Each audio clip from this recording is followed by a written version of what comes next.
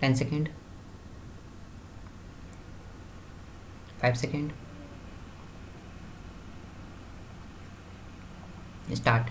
Feeling aggrieved and dissatisfied with the impugned judgment and order dated 16/1/2014 passed by the High Court of Judicature at Allahabad in Government Appeal number 2895 of 1982, by which the High Court has allowed the said appeal preferred by the state and has reserved the judgment and order of acquittal passed by the learned trial court, acquitting the accused for the offences punishable under section 302 read with 34 of the IPC, and consequently has convicted the appellant, original accused number 4, for the offences. The original accused number 4 has preferred the present appeal, that as per the case of the prosecution, the deceased was the Pradhan of the village for more than 2 decades. The accused were having grudge against him. On 6/10/1981, the deceased was going as usual to attend the call of nature towards the bank of river Yamuna, situated near his village. When the deceased reached near basic school Nakarwara, all the 4 accused suddenly emerged out from the Vajra field of Ram Sajivan. Accused Murlidhar Pathak and Gurudhar Pathak were armed with lathis. Dharmraj Pathak was armed with spear and the Ramraj Pathak was armed with pistol. The deceased was attacked by the accused with spear and lathis. The deceased fell down on earth. They crushed his head with lathis.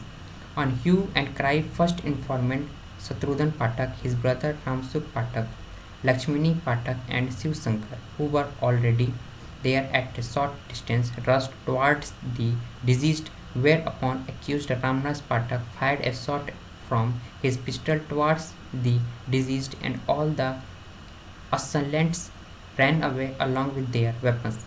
The deceased received his instantaneous death at the spot. Satrudhan Pathak, son of the deceased, lodged an FIR against all the accused persons for the offences punishable under section 302 read with 34 IPC.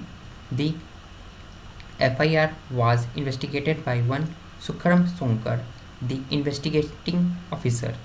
He recorded the statements of the witnesses. He prepared the Panchnama at the spot. He arrested the accused Murlidhar Pathak on 7/10/1981 after a title chase, and during the course of his arrest, police personnel inflicted injuries at his person near bridge of river Phagwa. On completion of the investigation, the investigating officer filed the charge sheet against Murlidhar Pathak and 3 absconded accused. That after the remaining persons came to be arrested, as the case was triable exclusively by the Court of Sessions, the learned Chief Judicial Magistrate committed the case to the Court of Sessions. All the accused were charged for the offences punishable under section 302 34 IPC for the murder of the deceased Ram Pathak. All the accused denied the charges, and therefore they came to be tried for the aforesaid offences. To prove the case, the prosecution examined as many as 8 witnesses. PW2 and PW4 were the eyewitnesses, and PW7 was the investigating officer. At the end of the trial, the learned trial court acquitted all the accused persons mainly on the ground that PW1 to PW4 eyewitnesses were related and interested eyewitnesses. No independent witnesses has been examined. PW2 and PW4 sons of the deceased may be termed as chance witnesses. Place of occurrence is not proved by the prosecution, and there was no occasion for the deceased to reach at the alleged spot. Absences of fire injuries at the person of the deceased, and prosecution has not explained the injuries on the accused Murlidhar Pathak. Feeling aggrieved and dissatisfied with the order of acquittal passed by the learned trial court, the state preferred appeal before the High Court. During the pendency of the appeal, accused numbers 1 to 3 died, expired, and therefore the appeal against the appellant hearing original accused number 4 was proceeded further.